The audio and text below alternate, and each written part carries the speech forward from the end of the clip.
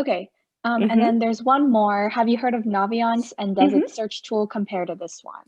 Yeah, Naviance is great. So Naviance is used by many schools where schools will have your high school transcript. Maybe they communicate with you. They have scholarships. That search tool is slightly different. This one's a little bit more robust, but Naviance pulls from the common parts of the common data set. So it's not, and it depends on what features your school uses, if that makes sense. So every Naviance looks a little bit different depending on what parts of it your school uses.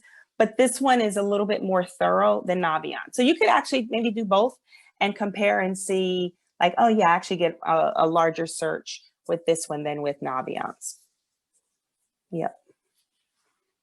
And like, Okay, I think and that's some all for the Q&A. Okay, great. Yeah, some schools use Naviance, some use Flow, some use, like, there are so many different ones. They use different ones, and